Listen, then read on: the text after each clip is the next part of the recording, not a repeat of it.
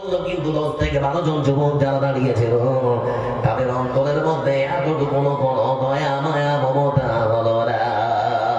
আমার বন্ধুরা আগুনের লেলিহান শিকার কাছে তারা এক প্রকার আত্মসমর্পণ করতে বাধ্য হয়েছে। পরক্ষণে পুলিশ আবার বিবৃতি দিয়ে জানিয়ে দিচ্ছে ওই দুজন যুবককে এমনি মারা হয়নি, ওই দুজন যুবক গরু চুরি করে তারা পালাচ্ছিল। হত্যা করতো মানে গরু চুরি করে নিয়ে যাচ্ছিল, তার মানে তারা গরু কাটতো। এখন আমার হিন্দু ভাই যারা পাশে আছে আপনাদেরকে বলি, আমার হিন্দু ভাই অমল বিমল শ্যামল নরেশ পরে শুনে শুনে তুমি আমার হিন্দু, তোমাকে ভাই বলে সম্বোধন করলাম। তোমার ইসলামের এটাই শিক্ষা, যারা ছোটকে স্নেহ করে না, বড়কে সম্মান করে না, ওরা আমার দলে নিল। এজন্য রাসূল সাল্লাল্লাহু আলাইহি ওয়াসাল্লামের হাদিসকে সম্বোধন করে তোমাকে ভাই বলে সম্বোধন করলাম। ও আমার হিন্দু ভাই, মুসলমানদের মারার আগে ভারতবর্ষের সরকারের পরিসংখ্যানটা একবার গুগল বা ক্রোম ব্রাউজারে গিয়ে দেখে নাও। কি দেখবে? আমার বন্ধুরা বলতে যাচ্ছে, এবার আমার দিকে যায় না, ওরা মারে আমাদেরকে, কিন্তু সব থেকে বড় দোষী যারা, আমি মনে করি ভারতবর্ষের বর্তমান প্রশাসন সব থেকে বড় দোষী। কেমন করে? ভারতবর্ষের কেন্দ্রীয় মন্ত্রণালয়ের মন্ত্রী পীযূষ গোয়েল, কি নাম বললাম? পীযূষ গোয়েল, কেন্দ্রীয় মন্ত্রণালয়ের মন্ত্রী পীযূষ গোয়েল এক বিবৃতি দিয়েছেন। তাকে জিজ্ঞেস করা হলো সাংবাদিকদের পক্ষ থেকে, ভারতবর্ষের বাড়িতে বর্তমান কসাইখানা কতগুলো? যে কসাইখানা বুঝতে পারছেন আপনারা? এখানে গরু কাটা হয়। ওই কসাইখানাগুলো থেকে, ভারতবর্ষের ওই কসাইখানাগুলো থেকে মাংস বিদেশে চালান করা হয়। ভারতবর্ষ পৃথিবীর দ্বিতীয় বৃহত্তম দেশ, যে দেশ থেকে অন্যান্য দেশে গরুর মাংস রপ্তানি করা হয়। আবার বন্ধুরা, তো আমাদের মন্ত্রী পীযূষ গোয়েল তিনি অসম্পূর্ণ, তিনি নিজের বক্তব্য পেশ করেছেন, সম্পূর্ণ নয়। তিনি তথ্য দিয়েছেন, তবে অসম্পূর্ণ। সম্পূর্ণ তথ্যকে এবার আমার কাছে চলে দিয়ে তিনি শুধুমাত্র বলেছেন ভারতবর্ষের বাড়িতে 74 খানা সরকারের পক্ষ থেকে অনুমোদিত কসাইখানা। কথা 74টা। ভালো করে মনে রাখুন, এদিকে আমার দিকে 74 খানা কসাইখানা হচ্ছে ভারতবর্ষের বাড়িতে সরকারের পক্ষ থেকে অনুমোদিত। আমার বন্ধুরা, তারপরে গুগল বা ক্রোম ব্রাউজার যখন করলাম, ভারতবর্ষের 74 খানা অনুমোদিত সরকারের পক্ষ থেকে যে কসাইখানা, এই কসাইখানাগুলির বেশিরভাগ মানুষ, বেশিরভাগ মালিক কোনো মুসলমান নয়, বরং সবাই হিন্দু। এর মধ্যে থেকে কয়েকটা খালি নাম বলছি, অবাক হয়ে যাবেন আপনারা। এই ভারতবর্ষের বাড়িতে সব থেকে সর্ববৃহৎ, সব থেকে বড় একজন কসাইখানা, যার নাম হচ্ছে আল কবির এক্সপোর্টস প্রাইভেট লিমিটেড। আল কবির এক্সপোর্টস প্রাইভেট লিমিটেড এই বিশাল বড় ভারতবর্ষের সব থেকে সর্ববৃহৎ কসাইখানাটা রয়েছে তেলেঙ্গানার মেডক জেলায়। তেলেঙ্গানার মেডক জেলায় আছে। আনুমানিক 400 একর জমির উপরে নির্মিত, তার মানে 1200 বিঘা জমি নিয়ে এই বিশাল বড় কসাইখানাটা নির্মাণ করা হয়েছে। বন্ধুরা, আরেকবার বলতে যাচ্ছি, এই বিশাল বড় কসাইখানাটির মালিক কোনো মুসলমান নয়, বরং তিনি হলেন একজন হিন্দু, যার নাম হল সুরেশ সাব্রওয়াল। হিন্দু নয়, তিনি একজন ব্রাহ্মণ হিন্দু। আমার বন্ধুদের মধ্যে ভারতবর্ষের সর্ববৃহৎ কসাইখানা, ভারতবর্ষের দ্বিতীয় বৃহত্তম কসাইখানাটি, ভারতবর্ষের দ্বিতীয় বৃহত্তম যে কসাইখানা, তার নাম হল এরাবিয়ান এক্সপোর্টস প্রাইভেট লিমিটেড। নাম দেওয়া হচ্ছে সব আরবি আরবি, নাকি? মানুষ যেন বুঝে যে ওটা মুসলমান চালায়, ওর মালিক হচ্ছে মুসলমান। ভাবতে পারছেন আপনারা? মাথায় একটু রিয়াজ। আবার বন্ধুরা, নাম দেওয়া হয়েছে তা এরাবিয়ান এক্সপোর্টস প্রাইভেট লিমিটেড। এই বিশাল বড় কসাইখানাটি রয়েছে মুম্বাইয়ে, মুম্বাই রাজ্যে, মহারাষ্ট্রের বিনোদনের জগৎ, হিরো হিরোইনদের থাকার জায়গা, নায়ক নায়িকাদের থাকার জায়গা সেই রাজ্যে। আমার বন্ধুরা, যে মালিক দুইজন রয়েছেন, তারা কেউ মুসলমান নন। একজনের নাম হলো সলিল কাপুর, আর একজন হলো বিকাশ মারুতি। দুজনেই হিন্দু। ভারতবর্ষের বাড়িতে তৃতীয় বৃহত্তম কসাইখানা, যে কসাইখানাটির নাম হলো RKM frozen food private limited. আমার বন্ধুরা, এই বিশাল বড় ভারতবর্ষের তৃতীয় বৃহত্তম কসাইখানাটি, এই তৃতীয় বৃহত্তম কসাইখানাটি পাঞ্জাবের মোহালি জেলায় অবস্থিত। যিনি এই কসাইখানাটির মালিক, তিনিও মুসলমান নন, বরং বন্ধু তিনি হলেন হিন্দু, যার নাম হলো মদন অ্যাবট।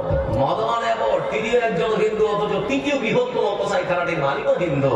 ভারতবর্ষের চতুর্থ বৃহত্তম কসাইখানা, যার নাম হলো আল্লুর এক্সপোর্টস প্রাইভেট লিমিটেড। এই বিশাল বড় কসাইখানাটি রয়েছে বন্ধুরা আমাদের ভারতবর্ষের সব থেকে বড় রাজ্য উত্তরপ্রদেশের মুজাফফরনগর। যারা এখন বসে আছেন, আপনাদেরকে বলতে যাচ্ছি বন্ধু আমার, এই ভারতবর্ষের মাটিতে সরকারের পক্ষ থেকে অনুমোদিত 74 খানা গোসাইখানা। আপনারা কি বলবেন, ভারত থেকে সব ভারতবর্ষ থেকে ওই সমস্ত গোসাইখানাগুলো থেকে মাংস বিদেশে রপ্তানি করা হয়, অথচ ভারতবর্ষের সরকারের কাছে কোনো খবর থাকে না। এটা কি বিশ্বাস করা যাবে? আচ্ছা আপনারা বলুন, মোদিজি জানেন না? জানেন না? এরা বলে না যোগীজি জানেন না? জানেন না? এজন্যই বলতে যাচ্ছি কিন্তু ভাই আমার, তোমাকে সম্মান শ্রদ্ধা রেখেই বলি, এ মুসলমানেরা খুব যদি বেশি গরু কাটে তাহলে 2, 4, 10, 12, 200, 400 নাকি ওই সমস্ত গোসাইখানাগুলো থেকে সারাদিন ধরে হাজার হাজার গরু কাটা হয়। এ মুসলমানদেরকে মারার আগে তোমাদের মোদিজি আর যোগীজির কাছে গিয়ে হিসাব দিয়ে আমাদের কাছে আগে আমাদের কাছে আগে হিসাব দাও। এজন্য বলতে যাচ্ছি বন্ধু আমার, আমার আল্লাহ রাব্বুল আলামিন তিনি রাখতে আমার পৃথিবীর মুসলমানেরা শুনে না বারণ করেন, পৃথিবীর সমস্ত রকমের ব্যবসার মধ্যে সন্দেহ সংশয় সম্ভাবনা আছে, লাভ হতে পারে লোকসানও হতে পারে, আছে না? নেই? যে কোনো ব্যবসা করেন, কাঁচামালের ব্যবসা করেন, তারপর লাভ লোকসান হতে পারে। আপনি গরুর ব্যবসা করেন, ছাগলের ব্যবসা করেন, লাভও হতে পারে লোকসানও হতে পারে। কিন্তু আমার আল্লাহ রাব্বুল আলামিন তিনি ডাক দিয়ে বলেন, পৃথিবীর মানুষরা তোমরা শুনে নাও, আমার মুমিন বান্দারা শুনে নাও, আমার সঙ্গে এমন একখানা ব্যবসা যদি করো তাহলে পরে আমি আল্লাহ গ্যারান্টি দিচ্ছি সেই ব্যবসার মধ্যে ক্ষতি বা লোকসানের কোন রকমের সন্দেহ সংশয় সম্ভাবনা থাকতে পারে না। কোন সেই ব্যবসা বন্ধু আমার? আল্লাহ রাব্বুল আলামিন কোরআনে কারীমের মধ্যে সুন্দর করে বলেছেন, ইন্নাল্লাহা ইশতারা মিনাল মুমিনিনা আনফুসাহুম ওয়া আমওয়ালাহুম বিআন্না লাহুমুল জান্নাহ ইয়াকাতিলুনা ফী সাবিলিল্লাহি ফায়াকতুলুনা ওয়া ইউকতালুন।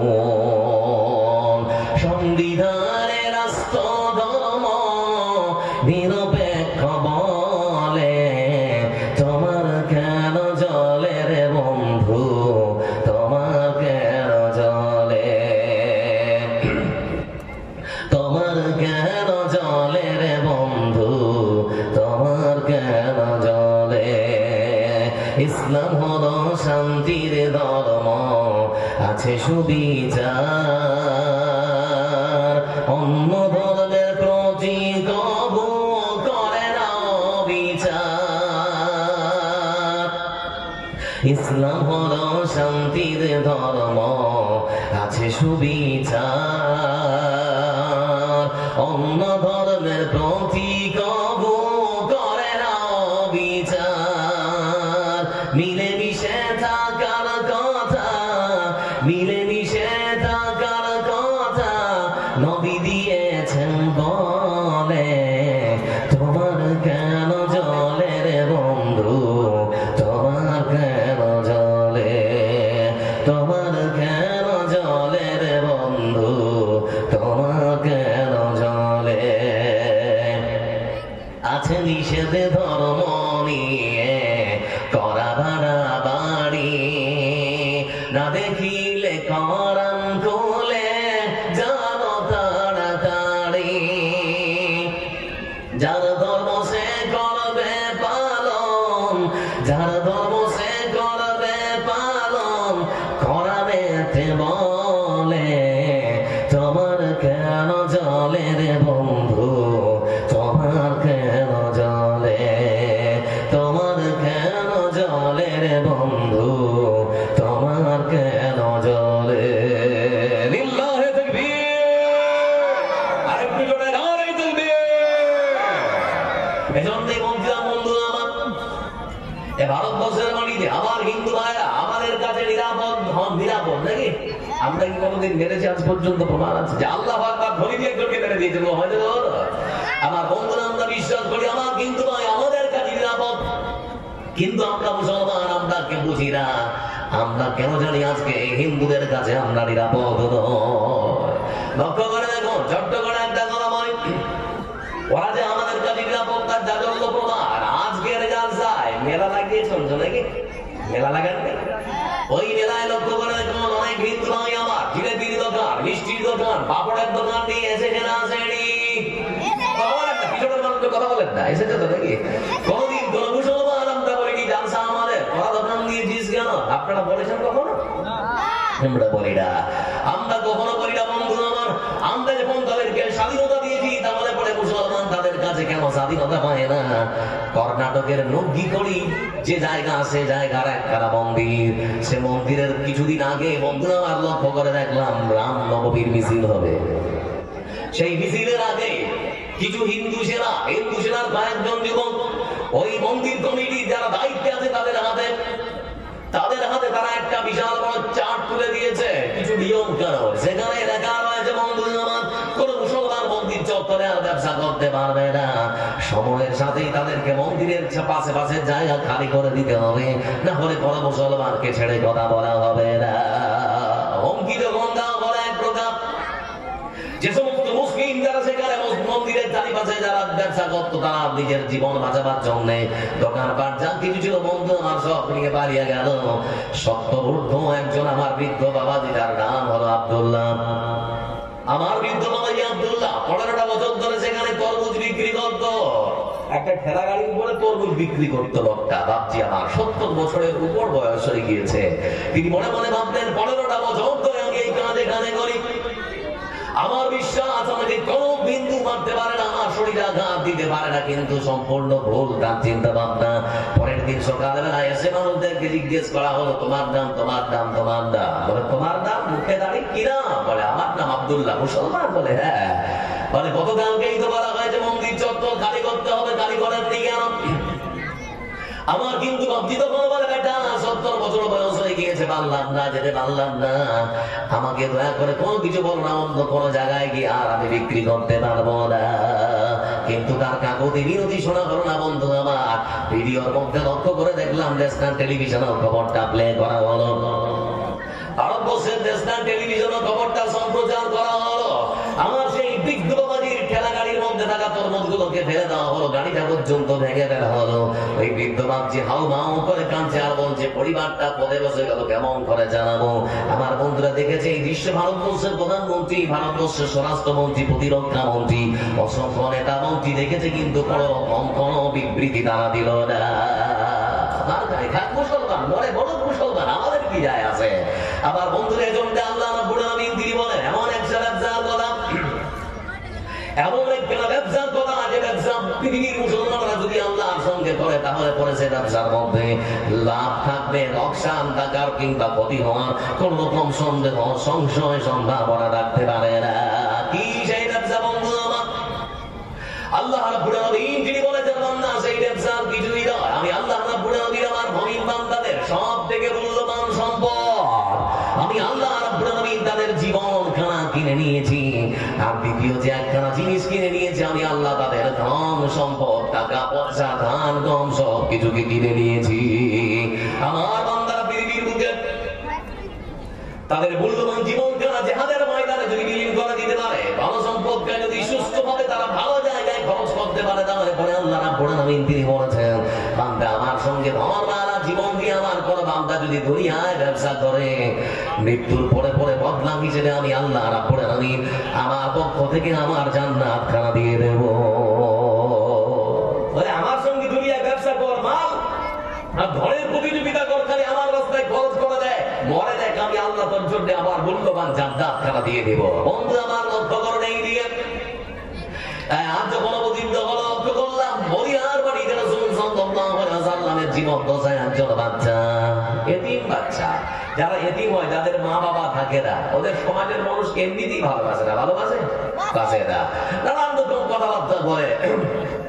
তুই এতিম বাচ্চা বন্ধু, আমার মা নেই বাবা নেই, সেই মদিনার বাড়িতে যার মা থাকে না বাবা থাকে না, যারা এতিম হয়, আমার রাসূল বলেছেন চিন্তা করিস না, আমি রাসূল তোমাদের দায়িত্ব নিয়ে নিলাম।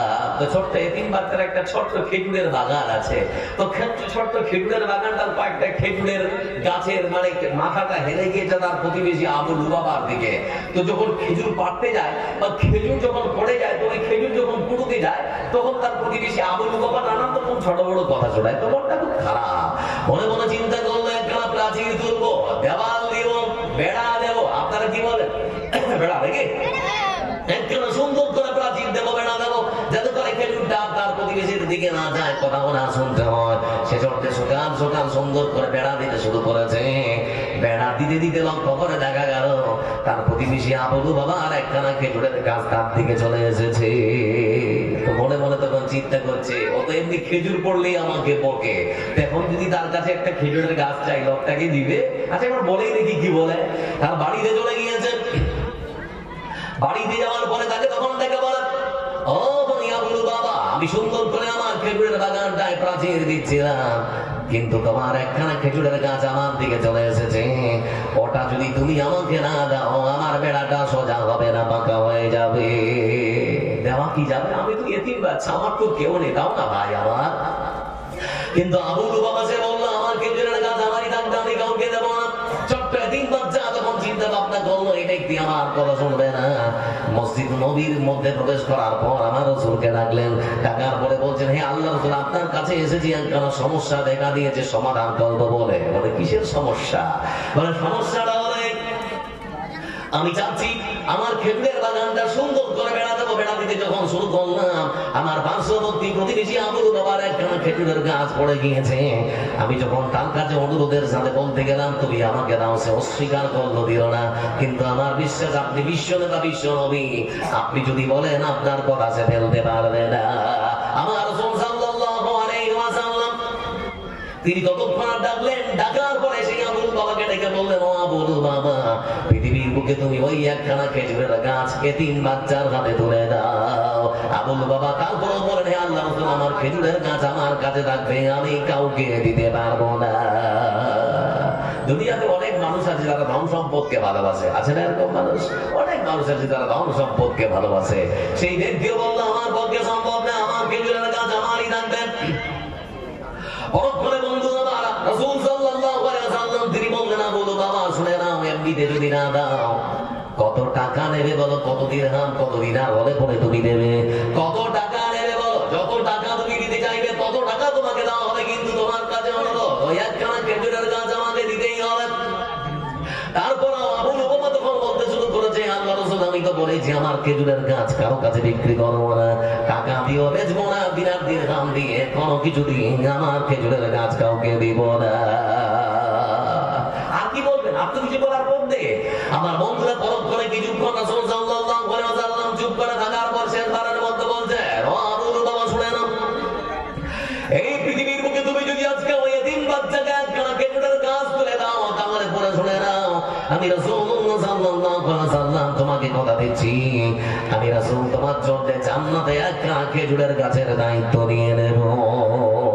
পৃথিবীর একটা খেজুরের গাছ তুমি যদি আজকে দাও, আমি রাসূল তোমাকে বলছি, ওয়াদা করছি, জান্নাতে তোমাকে যদি আমি একটা খেজুরের গাছ পাইয়ে দেবো। দেখি এবার বলো, দুনিয়ার খেজুরের গাছের সঙ্গে ব্যবসা হচ্ছে জান্নাতের খেজুরের গাছের। তারপরও আবুল বাবা বলছে, না দেব না, আমার খেজুরের গাছ আমারই থাকবে, আমি কারো কাছে বিক্রি করবো না। রাসূলুল্লাহ সাল্লাল্লাহু আলাইহি ওয়াসাল্লাম তিনি আর বেশি কিছু বলতে পারলেন না। সেখান থেকে বাড়ির মধ্যে রওনা দিলেন, বাড়ির দিকে রওনা দিয়েছেন আবুল বাবা রাদিয়াল্লাহু তাআলা আনহু। উপস্থিত সাহাবীদের মধ্যে আরেকজন সাহাবী বসেছিলেন, যার নাম হলো আবু দাহদা রাদিয়াল্লাহু তাআলা আনহু। তিনি চট করে দাঁড়িয়ে গিয়েছিলেন মজলিস থেকে, বলে, হে আল্লাহর রাসূল, আপনি তো অনেক চেষ্টা করলেন, পারলেন না, আমি কি একটু চেষ্টা করে দেখবো? আমি কি একটু চেষ্টা করবো? আপনি কি আমাকে একটু অনুমতি দেবেন? আমার রাসূল সাল্লাল্লাহু আলাইহি ওয়াসাল্লাম তিনি বললেন, ও আবু দাহদা, আমি এত কিছু করে বললাম, আমাকে দিল না, আমার মনে হয় না তোমাকে দেবে। বলে, আল্লাহর রাসূল, আপনি যদি অনুমতি দেন তাহলে পরে আমিও একটু চেষ্টা করে দেখতে পারি। বলে, আচ্ছা ঠিক আছে, যাও, গিয়ে দেখো দেয় নাকি। ততক্ষণ আবুল বাবার বাড়ির দিকে রওনা দিয়েছেন আবু দাহদা রাদিয়াল্লাহু তাআলা আনহু। টক টক করে কড়া নাড়াবার পর তিনি ততক্ষণ ডেকে বলেছেন, আবুল বাবা, ও ভাই আমার, একটু কি বাইরে আসা যাবে? বলে, কেন এসেছো? সেই খেজুরের গাছটা আবার তুমিও চাইতে এসেছো নাকি? বলে, আমি তো বলেছি দিব না, আবার কেন এসেছো? বলে, ভাই আমার তোমার সঙ্গে কথা আছে, বেরিয়ে আসো। বাড়ির দরজাটা খুলে যেই এসেছে তার হাতটা খপ করে ধরে দোকান, বলে, ভাই তোমাকে একটা কথা বলবো, যে কোনো মূল্যে ওই একখানা খেজুরের গাছ তোমার কাছে আমাকে নিতেই হবে। বলে, আমি তো বলেছি বিক্রি করবো না, তারপরও কিনে এসেছো, কোনো লাভ নেই। বলে, ও ভাই তুমি জানো তোমার কাছে আমি এমনি দেবো না, ওই একটা খেজুরের গাছের জন্য একখানা খেজুরের গাছ তোমাকে দেবো না। কিন্তু তার আগে তোমাকে বলতে চাচ্ছি, মদিনার মাটিতে সব থেকে বড় খেজুরের বাগানটা কার? বলে, তোমার। বলে, সেই বাগানের মধ্যে বিশাল বড় একখানা অট্টালিকা, রাজপ্রাসাদ বাড়ি রয়েছে, সেই বাড়িটা কার? বলে, সেটাও তোমার। বলে, সেই বাড়ির মধ্যে একজন সুস্বাদু পানির কুয়া রয়েছে, যার জল আমি খাই, আমার পরিবার খায়, আমার রাসূল খান। ও ভাই আমার, সেই কুয়াটা কার? বলে তোমার। বলে বাড়িও তোমার, রাজপ্রাসাদও তোমার, বিশাল বড় খেজুরের বাগানটাও তোমার। মদিনার মাটিতে তোমার যত বড় বাগান রয়েছে, তোমার মালিকের তত বড় বাগান নেই। বলে ও ভাই আমার, শুনে নাও, আজকে তুমি যদি আমাকে তোমার একখানা খেজুরের গাছ তুমি আমার হাতে তুলে দাও, বিনিময়ে আমি তোমাকে বলতে যাচ্ছি আমার বিশাল বড় খেজুরের বাগানটা, সেই খেজুরের বাগানের মধ্যে বিশাল বড় রাজপ্রাসাদটা, আর সেই রাজপ্রাসাদের মধ্যে সুস্বাদু পানির কুয়াটা, সবকিছু তোমার কাছে আমি তুলে দেব। একখানা খেজুরের গাছ দিতেই হবে ভাই আমার। দিলে বলো, তুমি দিলে কি? রাজি হয়ে গিয়েছেন বন্ধু আমার, রাজি হয়ে গিয়েছেন। তার মানে দুনিয়ার সম্পদের অনেক মানুষের ইচ্ছা জাগে অনেক বড় মালিক হওয়ার, টাকা পয়সা বিশাল বড় রাজপ্রাসাদের মালিক হওয়ার। যেই বলেছে সেই রাজি হয়ে গিয়েছে। রাজি হওয়ার পর কথাবার্তা যখন পাকা হয়ে গেল, আবু দাহদা রাদিয়াল্লাহু তাআলা রাসূলের কাছে এসে বলে, হে আল্লাহর রাসূল, কাজ হয়ে গেছে। কাজ হয়ে গেছে মানে? বলে হ্যাঁ, কাজ হয়ে গেছে। বলে কি কাজ হলো? বলে কাজ হয়ে গেছে, যে কাজ আপনি পারেননি আমি পেরে গেছি। বলে কি কাজ? বলে ওই খেজুরের গাছটা আমি নিয়ে এসেছি। বলে কেমন করে নিলে? নিশ্চয়ই কোনো বড় ক্ষতি করা যায়। বলে আল্লাহর রাসূল, আপনি ঠিকই বলেছেন, আমি আমার মদিনার পার্শ্ববর্তী বিশাল বড় খেজুরের বাগানটা, বিশাল বড় রাজপ্রাসাদটা, ওই রাজপ্রাসাদের মধ্যে সুস্বাদু পানির কুয়াটাও দিয়েছি, বাড়িটাও দিয়েছি, বিশাল বড় খেজুরের বাগানটাও দিয়ে দিয়েছি, বিনিময় শুধুমাত্র একখানা খেজুরের গাছ আপনার কাছে নিয়ে এসেছি। হ্যাঁ আল্লাহর রাসূল, কিন্তু তার আগে একটা কথা। বলে কি? মানে আপনি যেমন করে তাকে বলেছিলেন দুনিয়ায় ওই তিন বাচ্চাকে একটা খেজুরের গাছ দিয়ে জান্নাতে একটা খেজুরের গাছের আপনি জামিনদার হবেন, আপনাকে বলতে যাচ্ছি ওই একখানা খেজুরের গাছ যদি আমি এখন আপনার হাতে তুলে দেই, তাহলে কি আপনি আমার জন্য জান্নাতে একখানা খেজুরের গাছের জামিনদার হবেন? রাসূলুল্লাহ সাল্লাল্লাহু আলাইহি ওয়াসাল্লাম তিনি তখন বলছেন, আবু দাহদা, শুনে নাও, যে মানুষটা তার সবথেকে মূল্যবান সম্পদ গাছ, সব থেকে বড় বাগানটা, খেজুরের বাগানটা দিতে পারে, বাড়িটা দিতে পারে, সুস্বাদু পানির কুয়াটাও দিতে পারে, যে মানুষটা তার সব থেকে মূল্যবান বড় খেজুরের বাগানটা দিতে পারে, সেই মানুষটার জন্য একখানা জান্নাতের খেজুরের গাছ নয়, বরং আবু দাহদা, ওই একখানা খেজুরের গাছ তুমি যদি আজকে আমাকে দাও, আমি জান্নাতে তোমার জন্য একখানা বড় খেজুরের বাগানের জামিনদার হয়ে যাব। আমার বন্ধুরা, যে কোনো মূল্যে সম্পদ আছে, কিন্তু সম্পদ দিয়ে আল্লাহর জান্নাতটা কিনতেই হবে। কিনেছেন সাহাবীরা, ততক্ষণ বাড়িতে দৌড় দিয়েছেন, স্ত্রীকে ডেকে বলেন, স্ত্রী বেরিয়ে আসো, বাড়ি বিক্রি হয়ে গেছে, থাকা আর যাবে না। বলে তুমি তো মদিনার সব থেকে বড় ব্যবসায়ী, তুমি তো মদিনার সব থেকে বড় ধনী, তোমার বাড়ি ফের কে কিনলো? পুরো ভাব দেখা দিয়েছে যে তুমি বাড়ি বিক্রি করে দিয়েছো। বলে আমার স্ত্রী, শুনে আনো, এই বাড়িটার সঙ্গে আমি ব্যবসা করেছি, এই বাড়িটা যার কাছে আমি বিক্রি করেছি, পৃথিবীর কোন মানুষ, মদিনার কোন ব্যবসায়ী আমার বাড়ি কিনতে পারে না, আমার বাগান কিনতে পারে না। যার সঙ্গে ব্যবসা করেছি তিনি আর কেউ নন, বরং আকাশ আর জমিনের সত্তা, মহান সত্তা আল্লাহ রাব্বুল আলামিন। বলো স্ত্রী ব্যবসাটা খারাপ হয়েছে না ভালো? স্ত্রী তখন বলছে, ইস, এরকম স্বামী পাওয়া ধন্য, আমার জীবনটা ধন্য হয়ে গেছে। আপনি উত্তম ব্যবসা করেছেন, মানে স্বামীও যেরকম স্ত্রীও সেরকম। এজন্য বন্ধু, জীবন আমার ধন আজকে আছে, কাল নাও থাকতে পারে।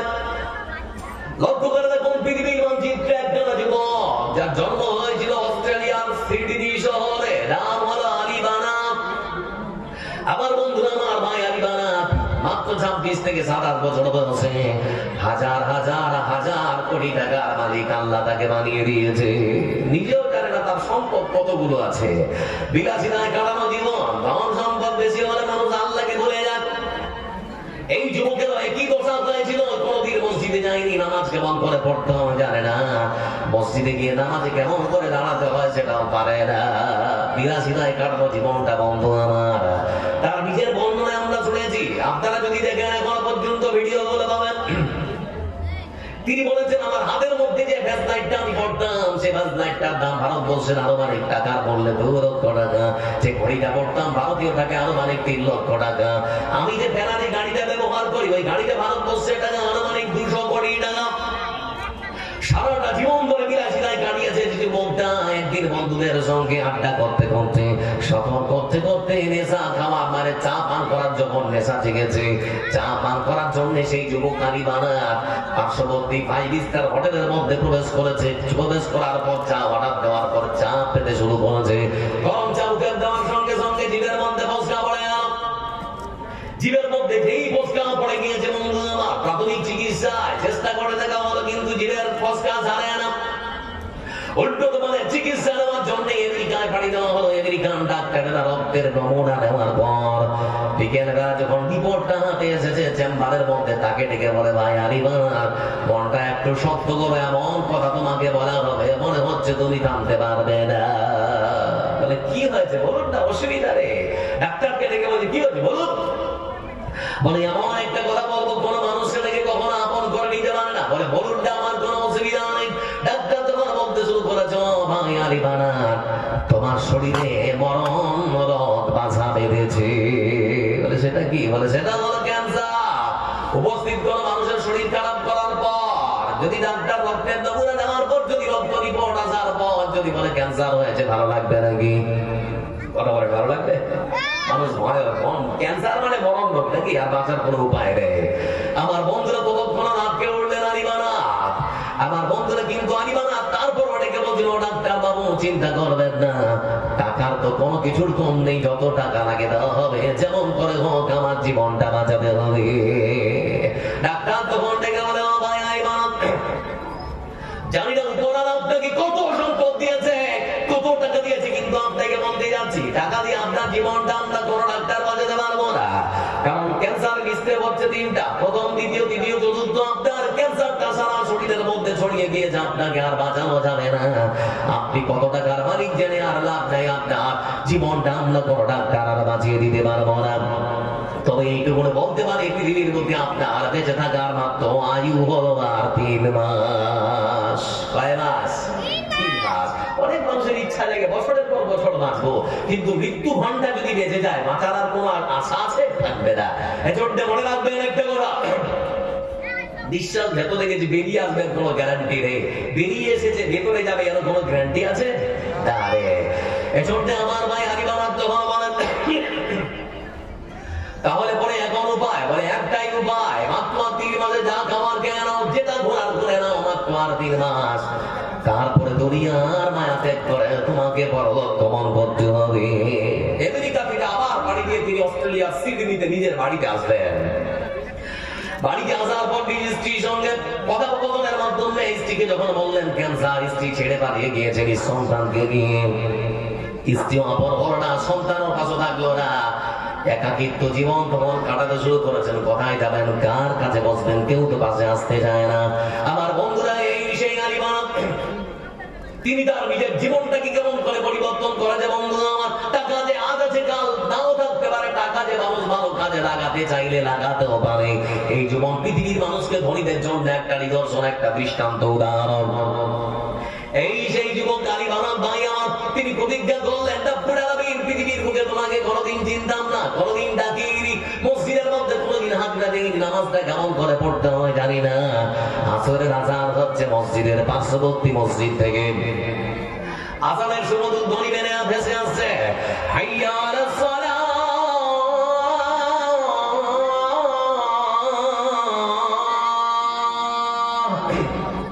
সুমধুর কণ্ঠে যখন সুন্দর আজানের ধ্বনি গানা ভেসে এসেছে, আজান ছড়ার সঙ্গে সঙ্গে মসজিদের দিকে রওনা দিয়েছে আমার ভাই আলিবানা। মসজিদ চত্বরে যখন উপস্থিত, ইমাম সাহেব ডাক দেওয়ার পরে বলে, আপনি না আলিবানা? বলে হ্যাঁ। বলে মসজিদে? বলে এসেছি নামাজ পড়ার জন্য।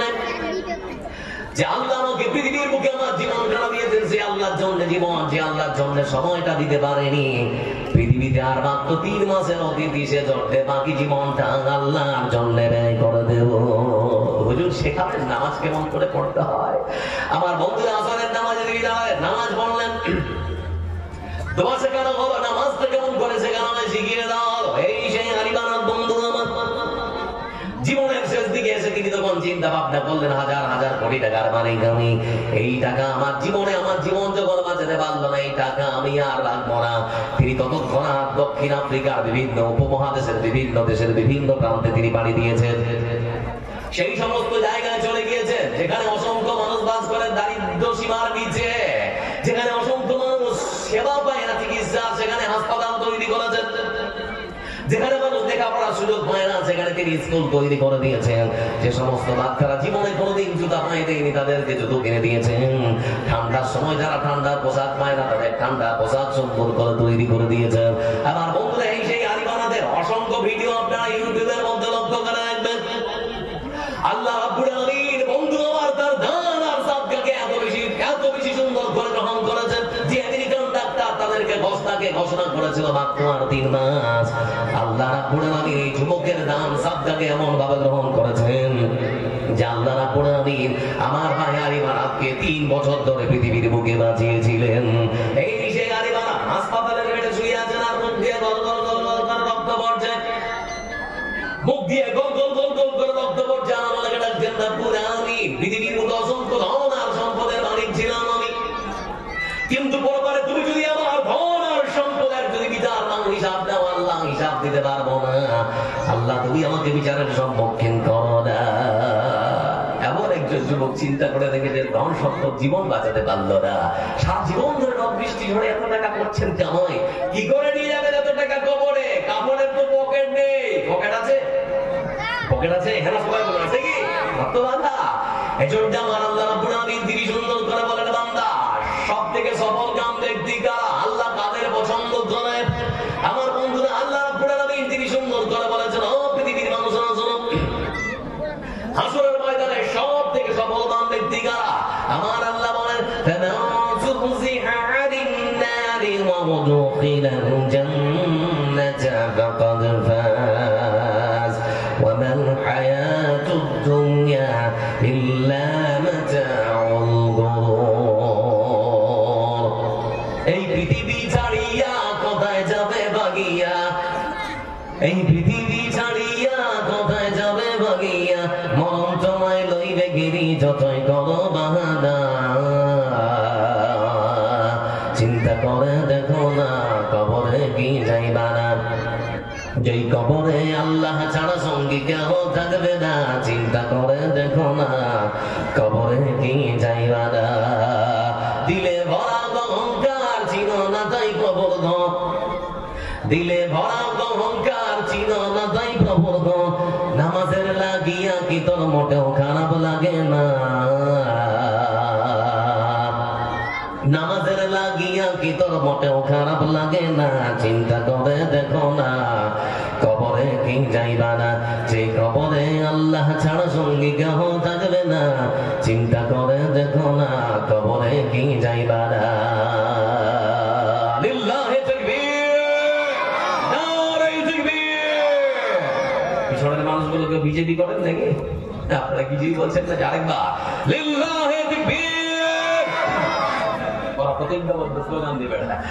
আমার বন্ধুরা বলছিলাম এই জন্য আমার আল্লাহ রাব্বুল আলামিন বললেন, সেই দিন হাসরের ময়দানে সবথেকে সফল কাম বান্দা কারা? শুনে না, আমার আল্লাহ রাব্বুল আলামিন তিনি সুন্দর করে ঘোষণা করেছেন তারাই হলো সবথেকে বড় সফল কাম।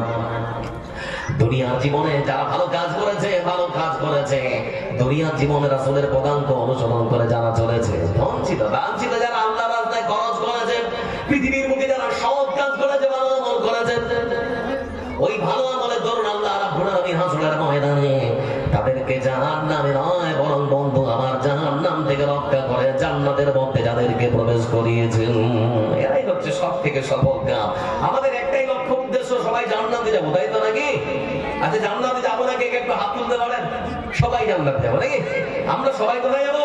জান্নাতে যাবো। এজন্য আমার আল্লাহ রাব্বুল আলামিন তিনি সুন্দর করে বলেন, বান্দা সত্যি যদি জান্নাতে যাওয়ার ইচ্ছা থাকে তাহলে পরে নিজের ধন মালকে আল্লাহর রাস্তায় খরচ করো। শুনে নাও, এই দুনিয়া হচ্ছে খেল তামাশার জায়গা, এই দুনিয়াটা হলো খেল তামাশার জায়গা। ব্যাপারটা ঠিক এরকম। বন্ধু আমার বয়সটা যখন আমাদের ছিল 6, 7, 8, 10 থেকে 12 বছর, বিকেল বেলা চাচাতো ভাই, খালাতো ভাই, মামাতো ভাই, বোনেরা, চাচাতো ভাই বোনেরা সুন্দর করে আমরা বিকেল বেলা ধুলো দিয়ে মাটি দিয়ে বাড়ি তৈরি করতাম। আপনারাও করেছেন দেখি? করতেন না? সুন্দর করে বাড়ি বানাতাম মাটি। আমার বন্ধুরা মাটি দিয়ে সুন্দর করে বাড়ি বানাতাম, গাছের পাতা ছিঁড়ে নিয়ে আসে, বলতাম এটা ভাত, এটা তরকারি খা। আবার সেখানে তাদের মধ্যে বিয়েও লাগাতাম না? মাত্র 2 থেকে আড়াই ঘন্টার সময় সেই মাটির বাড়িটার মধ্যে এত ভালোবাসা জমা গেল। মাগরিবের আযান মসজিদে হয়, মা ডাকে বাড়ি থেকে, আয় বাড়ি আয়। বলে মা আর একটু গেলে এখনই যাবো না। মা তখন বলে না না না, সেখানে আপনাকে হবে না, বাড়ি আয়। মাকে তখন বলি, মা এত সুন্দর করে বাড়িটা নির্মাণ করলাম, তার মধ্যে দয়া মায়া মমতা বসে গেছে, যাওয়ার আর ইচ্ছা করে না। তারপরেও যদি কোনো সন্তান না যায়, বাড়ি থেকে মা বেরিয়েছে হাতটা কম করে ধরবে, টানতে টানতে বলবে তোর বাড়ি নেই, চল বাড়ি যাও, বাড়িতে তোর থাকার জায়গা আছে, এই বাড়িতে থাকতে হয় না। আমার বন্ধুরা চিন্তা করুন, মাত্র 2 থেকে 2.5 ঘন্টার মধ্যে একটা বাড়ি তৈরি করা হলো মাটি দিয়ে, সেখান থেকে ছাড়ার আর ইচ্ছা করে না। এই পৃথিবীর বুকে মানুষেরা বাঁচবে 60 বছর, 70 বছর, খুব বেশি 100 বছর। বিশাল বড় রাজপ্রাসাদ তৈরি করেছে, বিশাল বড় বড় বাড়ি, বিশাল বড় বড় অট্টালিকা তৈরি করেছে। মৃত্যু ঘন্টা যখন বেজে যাবে, আমার আল্লাহ বলবেন বাড়ি থেকে বেরিয়ে আয়। তখন যদি আল্লাহ বান্দা বলে না, বুড়া নবীন আর একটু সময় দাও, আর একটু থাকবো, আমার আল্লাহ বলবেন না, সেই বাড়িতে আর টাকা হবে না। তারপরেও যদি কোনো বান্দা বলে আল্লাহ আর একটু থাকবো, ততক্ষণ আল্লাহ রাব্বুল আলামিন মালাকুল মউতকে পাঠিয়ে দেবেন, আর তার শরীর থেকে সুন্দর করে রূহখানা টেনে বের করা হবে। একটা মানুষ যখনই মারা যায়, মারা যাওয়ার সঙ্গে সঙ্গে তার নাম আর পরিচয় সবকিছু বিলুপ্ত হয়, যায় না থাকে, সবকিছু হারিয়ে যায়। হারিয়ে যায় সব থেকে কি? দুটো জিনিস, কথা বলতে হচ্ছে না, আর পরিচয়। আল্লাহ রাব্বুল আলামিন এজন্যই সুন্দর করে বলেছেন, বান্দারে সফল কাম যদি হতে যাও, তাহলে মনে রাখো দুনিয়াটাকে একটা মাজার জায়গা, ওই দুনিয়াকে কখনো তোমরা আপন বলে মনে করো না। কারণ মানুষের শরীর থেকে রূহখানা যখনই বেরিয়ে গেল, সাদা কাপড় পরিয়ে তাকে যখন কবরের দিকে এগিয়ে যাওয়ার জন্য রওনা করা হচ্ছে, বন্ধু আমার লক্ষ্য করে দেখুন, রাসূলুল্লাহ সাল্লাল্লাহু আলাইহি ওয়াসাল্লাম তিনি বলেছেন, আনাস রাদিয়াল্লাহু তাআলা তিনি হাদিসটি বর্ণনা করেছেন এই মতো করে, ইয়াতবাউল মাইয়িত তালাযাতুন ফায়ারদিউ ইতনান ওয়া ইয়াবকা ওয়াহিদুন ইয়াতবাউহু আহলুহু ওয়া মালুহু ওয়া আমালুহু ফায়ারজিউ আমালুহু ওয়া মালুহু ওয়া ইয়াবকা আমালুহু। রাসূলুল্লাহ সাল্লাল্লাহু আলাইহি ওয়াসাল্লাম তিনি বলেছেন, পৃথিবীর মানুষেরা ধনবান হয়েছে নাকি, টাকা আছে নাকি, পয়সা আছে নাকি, ধান আছে নাকি, গম আছে নাকি, শুনে না, সব কিছু তোমার সঙ্গে যাবে না। মানুষের শরীর থেকে যখন রূহখানা বেরিয়ে যায়, ওই মানুষ থেকে যখন সাদা কাপড় পরিয়ে কবরের দিকে নিয়ে যায়, আমার রাসূল বলেছেন তার সঙ্গে যায় 3খানা জিনিস। কয়টা জিনিস যায়? 3টা। প্রথমত যায় তার মা, দ্বিতীয়ত যায় তার আত্মীয় স্বজন, পরিবার পরিজন, তারা যায়, যারা তাকে তার জানাজায় অংশগ্রহণ করার জন্য এসেছে তারা যায়। আমার বন্ধু তৃতীয়ত যেটা যায় সেটা হলো তার আমল। এই 3খানা জিনিস কবর পর্যন্ত যায়। কবরের মধ্যে যেই মানুষটাকে রেখে দেওয়া হয়, 2টো জিনিস ততক্ষণ তার কাছ থেকে ফিরে বাড়িতে চলে আসে, একটা মাত্র জিনিস তার কাছে থেকে যায়। রাসূলুল্লাহ সাল্লাল্লাহু আলাইহি ওয়াসাল্লাম তিনি বললেন, ওই কবরের মধ্যে আসার সঙ্গে সঙ্গে তার আত্মীয় স্বজন, পরিবার পরিজন, তার বাবা, তার ভাই, কেউ আর কবরের পাশে দাঁড়ায় না। আমার সন্তানের কি হবে, কি অবস্থাতে থাকবে, কেউ জিজ্ঞেস করে না। ততক্ষণ মানুষেরা সেখান থেকে ফিরে আসে, তার মাল যেগুলো কোদাল কিংবা ছুরি আর যে সমস্ত সামান নিয়ে গিয়েছিল সেগুলো সেখান থেকে আবার নিয়ে চলে আসা হয়।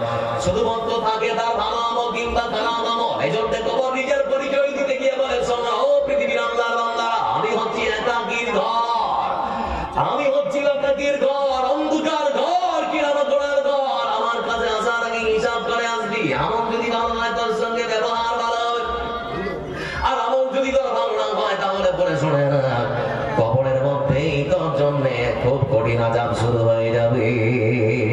এজন্য কবর থেকে বাঁচার খুবই চেষ্টা করুন বন্ধু বাবা। লক্ষ্য করে দেখুন, পৃথিবীর বুক থেকে একটা মানুষের শরীর থেকে রূহটা বেরিয়ে গেল, ততক্ষণ হারিয়ে গেল তার নাম, তার পরিচয়।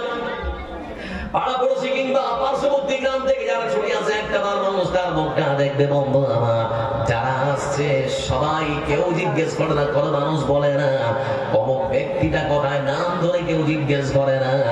সবাই তখন জিজ্ঞেস করে লাশটা কোথায়, লাশটা কোথায়। খালি মরেছে, এখনো কবরে রাখা হয়নি, তার মধ্যে নাম হারিয়ে গেল, আর মধ্যে আপনার পরিচয় হারিয়ে গেল, ততক্ষণে আপনাকে লাশ বলে সম্বোধন করা হচ্ছে। ভাবতে পারছেন কি করছে বন্ধু আমার?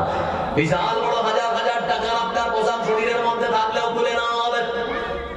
বাজারের সব থেকে সস্তা কাপড়, সাদা কাপড় আপনার জন্য পোশাক হিসেবে সুন্দর করে তৈরি করা হবে, মাত্র 3খানা টুকরো। ওই 3খানা সাদা কাপড়ের টুকরো মিটারের কাপড় দিয়ে আপনাকে কবরের মধ্যে শুইয়ে দেওয়া হবে। আমার বন্ধুরা, এমন জায়গা যেখানে শুধুমাত্র মাটি আর মাটি, মাটি ছাড়া কিছু নেই। যে মাটি শরীরে লাগলে বারবার সাবান দিয়ে পরিষ্কার করেছেন, পরিষ্কার করার কোনো উপায় নেই, কোনো বন্ধা নেই। আমার বন্ধুরা, কেউ জিজ্ঞেস করবেন, আপনি নিজেও পরিষ্কার করতে পারবেন না। পৃথিবীর আপনার সমস্ত রকমের যে চিন্তা ভাবনা সব শেষ। পৃথিবীর সমস্ত রকমের হাসি সেই দিন কান্নায় পরিবর্তন হয়ে যাবে। কিসের এত মন, কিসের এত মান, কিসের এত অহংকার? আমার বন্ধুরা, জোর পৃথিবীর বুক থেকে বিদায় নেওয়ার পূর্ব মুহূর্তে আল্লাহ করছেন বান্দা মাল দিয়েছি তো খরচ কর আমার রাস্তায়। দুটো আয়াত আপনাদের সামনে নিয়ে আছে, লক্ষ্য করো। এজন্য বলা চলতে আল্লাহ রাব্বুল আলামিন তিনি ডাক দিয়ে বলেন, ও পৃথিবীর ধনবান মানুষরা শুনে নাও, আমি আল্লাহ রাব্বুল আলামিন তোমাদেরকে ধন দিয়েছি, সেই ধন দিয়ে আমার জান্নাত খানা কিনে নাও। এজন্য আল্লাহর কোরআনের আয়াত আল্লাহ রাব্বুল আলামিন তিনি বলেন, ওয়ানফিকু মিম্মা রাযাকনাকুম মিন ক্বাবলি আন ইয়াতিয়া আহাদাকুমুল মাউত ফায়াকুল রাব্বি লাউলা আখখারতানি ইলা আজালিন قريب فأصدق وأكن من الصالحين কইরে খালিতে কইরে আমার এসেছে নতুন বদন কথা সেই দিকে বিজয়ী নবীর মুজাহিদ এখনো কি গাইতে হবে ঘুম ভাঙানো গীত এখনো কি গাইতে হবে ঘুম ভাঙানো গীত মসজিদের ওই কোণে বসে তাসবিহ রে আর তোর হাতে এখন মানায় শুধু ঝকঝকে তলোয়ার ওই জালিমের গর্দান নিতে আয় রে মুজাহিদ এখনো কি গাইতে হবে ঘুম ভাঙানো গীত এখনো কি গাইতে হবে ঘুম ভাঙানো গীত লিল্লাহি তাকবীর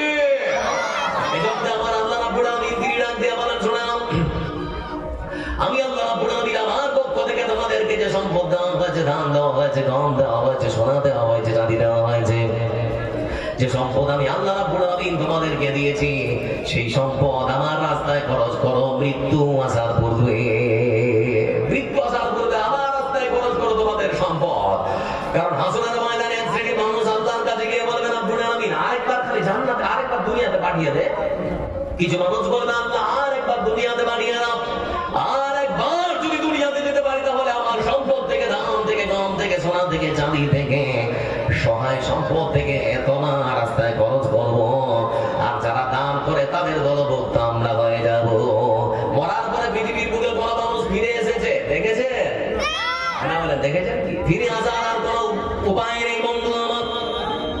লক্ষ্য করে দেখুন, এই জন্য আমার আল্লাহ রাব্বুল আলামিন তিনি ডাক বলে, ডাক দিয়ে বলে, মৃত্যু আসার পূর্বে খরচ করো আমার রাস্তায়। আর এক আয়াত আবার আমার আল্লাহ রাব্বুল আলামিন এই মত করে বলেন, ইয়া আইয়ুহাল্লাযীনা আমানু আনফিকু মিম্মা রাযাকনাকুম মিন ক্বাবলি আন ইয়াতিয়া ইয়াওমুন লা বাই'উন ফীহি ওয়ালা খুল্লাতুন ওয়ালা শাফাআ।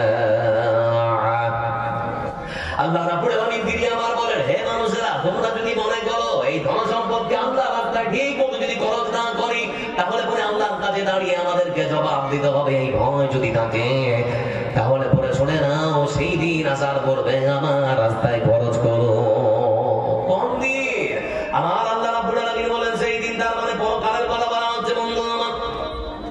সেই দিন হাসরের ময়দানে পৃথিবীর বুকে যে মানুষ জবাব করবে তার শরীর থেকে কত পরিমাণ ঘাম ঝরে, এই পাপের দরুন এত পরিমাণ ঘাম ঝরে বন্ধু আমার শরীর থেকে। কিছু মানুষের ঘাম ঝরবে, সে মানুষ টাকটু পর্যন্ত, কেউ আবার হাঁটু পর্যন্ত, কেউ কোমর পর্যন্ত, কেউ মুখ পর্যন্ত, কেউ আবার নিজের ঘামের মধ্য দিয়ে সেই দিন হাসরের ময়দানে আবার সাঁতার কাটবে বিভীষিকাময় দৃশ্যের দিয়ে। আল্লাহ রাব্বুল আলামিন তিনি সুন্দর করে বলেন, সেই দিন কোন সাহায্যকারী তোমার সাহায্য করতে পারবে না। মডল আছে, সরকার আছে, তোমার বাপ মডল, কোন লাভ নেই। আমার বন্ধুরা, তোমার বাপ যদি দেশের রাষ্ট্রপ্রধান হয়, স্বরাষ্ট্রমন্ত্রী হয়, তার কোনো সুপারিশ গ্রহণ করা হবে নাকি? হবে না। আমার বন্ধুরা, আমার আল্লাহ রাব্বুল আলামিন তিনি ডাক দিয়ে বলেন, হাজার হাজার কোটি টাকার মালিক যদি হয় না, পৃথিবীর সব থেকে একেবারে বড় ধনী, এমন করি আদানি গ্রুপের যদি তুমি মালিক হয়ে যাও, কর্ণধার হয়ে যাও, তারপরে শুনে নাও, সেই দিন তোমার সম্পদ আল্লাহর কাছে দিয়ে তুমি যে জান্নাত কিনবে, এই পণটা আর তোমার কাছে বেঁচে থাকবে না। এই জন্য আল্লাহ বলছেন, ধন দিয়েছি তো, তাহলে আমার ধনগুলোকে আমার রাস্তায় খরচ কর, সেই দিন আসার পূর্বে। আর একটা আয়াত আবার বলছেন, মরণ আসার পূর্বে। আমার দিকে একটু চেয়ে থাকুন, আর মাত্র 5টা মিনিট। আজকে বিশেষ উদ্দেশ্য নিয়ে আপনাদের কাছে এসেছে, আগেই বলেছি ভাই আমার, আল্লাহ আমাদেরকে অশেষ নিয়ামত দিয়েছেন। দিয়েছেন না দেখতে? হ্যাঁ বলেন সবাই, দিয়েছেন না দেখতে? দেখবেন আপনার যে হাতটা আল্লাহ কবজি সিস্টেম করেছেন, এখানে যদি নাটা ভর্তি থাকতো খেতে পারতেন? খেতে পারতেন কি? আল্লাহ কত সুন্দর নিজের শরীর থেকে সৃষ্টি করেছেন তো। নিজের বডিটাকে নিয়ে যদি মানুষ একবার চিন্তা ভাবনা করে আল্লাহকে অতি সহজেই মানুষ খুঁজে পাবে। কিন্তু আমরা আমাদেরকে নিয়ে চিন্তা ভাবনা খুবই কমই করি, আল্লাহকে সেজন্য আমরা খুঁজে পাই না। আল্লাহ অসংখ্য নিয়ামত আপনার শরীরের সঙ্গে জুড়ে আছে। তার মধ্যে একটা বলছি, 70-75 বছরের একজন বৃদ্ধ মানুষ, যার অঢেল সম্পদ, সেই মানুষটা একদিন হঠাৎ করে বুক ব্যথা যখন হয়েছে, বুক ব্যথার জন্য চিকিৎসা করার জন্য, যখন উন্নত মানের চিকিৎসা নেওয়ার জন্য আপনাদের কলকাতার পিজি হাসপাতালে যখন গিয়েছে, ডাক্তার পরীক্ষা নিরীক্ষা করার পর লক্ষ্য করে দেখলো হার্টের মধ্যে ব্লকেজ ধরা পড়েছে। মানে বাই সার্জারি না করলে লোকটাকে আর বাঁচানো যাবে না। ডাক্তার পরামর্শ দিল আপনি কোন একটা প্রাইভেট হাসপাতালে আপনার বাই সার্জারি করান, তাহলে পরে খুব তাড়াতাড়ি সুস্থ হয়ে উঠবে। আমার বন্ধুরা কলকাতার মাটিতে বিখ্যাত এক হাসপাতালে এডমিট হওয়ার পর রাতের অন্ধকারে তাকে অপারেশন থিয়েটারে ওটির মধ্যে প্রবেশ করানো হচ্ছে। ওটির মধ্যে যখন প্রবেশ করানো হলো, সুন্দর করে অপারেশন থিয়েটারে ঢোকানোর পর পোশাক পরিয়ে দেওয়া হয়েছে। অপারেশনের রোগীকে যে পোশাক পরিয়ে দেওয়া হয়, আবার বন্ধুরা বেডের মধ্যে শুইয়ে দেওয়া হলো। শুইয়ে দেওয়ার পর তাকে ইঞ্জেকশন দেওয়া হলো, অচেতন করে দেওয়া হয়েছে। দীর্ঘ 2.5 ঘন্টা ধরে তার হার্টের বাই সার্জারি করা হলো। বন্ধু আমার 3 দিন পর সেই মানুষটাকে যখন, বৃদ্ধ মানুষটাকে যখন ছাড়া হচ্ছে হাসপাতাল থেকে, 8 লক্ষ টাকার বিশাল একখানা চেক তার হাতে ধরিয়ে দেওয়া হয়েছে। কত লাখ টাকা? 8 লাখ টাকার চেক ধরিয়ে দেওয়া হয়েছে। আমার বৃদ্ধ বাবজি তখন একবার চেকের দিকে তাকায়, আরেকবার আকাশের দিকে তাকায়। নার্সিংহোমের সেই ডাক্তার তখন জিজ্ঞেস করে, বাবজি কি ব্যাপার, বিলটাকে একটু বেশি হয়েছে? বিলটাকে একটু বেশি হয়েছে যদি বলেন তাহলে আমরা সবাই একটু আলোচনা করে কিছু কমিয়ে দেবো। বেশি কি হয়েছে? আমার বাবজি তখন তোমাকে বলতে যাচ্ছে, আল্লাহ আমাকে সম্পদের কোনো কম দেয়নি। একটা তড়ি মারলেই 8 লক্ষ টাকা আমার সন্তানেরা এখনই হাজির করে দেবে। তাহলে আপনি কাঁদছেন আর আকাশের দিকে তাকাচ্ছেন, আর একবার বিলের দিকে তাকাচ্ছেন, কি ব্যাপার? মানে তাকাচ্ছি এই জন্যই জানতে যাচ্ছি সর্বপ্রথমে আমার ভাই সার্জারি করার জন্য কতটা সময় লেগেছে। বলে 2.5 ঘন্টা। বলে মাত্র 2.5 ঘন্টা? বলে হ্যাঁ। বলে এই 2.5 ঘন্টার জায়গায় 2.5 ঘন্টা শুধুমাত্র আমার হাতটাকে সচল রাখার জন্য, আমি যেন মরে না যাই। আমার বাই সার্জারি করার জন্য 2.5 ঘন্টা আমার জীবনটাকে বাঁচিয়ে রাখার জন্য তোমরা বিল বসেছো 8 লক্ষ টাকা। আজকে আমি আমার চোখ দিয়ে ঝরঝর করে পানি যাচ্ছে এজন্যই যে আল্লাহ রাব্বুল আলামিন আমাকে 70 বছর ধরে বাঁচিয়ে রেখেছে। যে আল্লাহর অসংখ্য নিয়ামত আজ পর্যন্ত আমি ভক্ষণ করি, যে আল্লাহ আমার হাতটাকে 70 বছর ধরে সচল রেখেছে। 70 বছর ধরে যে আল্লাহ রাব্বুল আলামিন আমার হাতটাকে সচল রেখেছে, আমার জীবনটাকে বাঁচিয়ে রেখেছে, সে আল্লাহ আজ পর্যন্ত আমার হাতে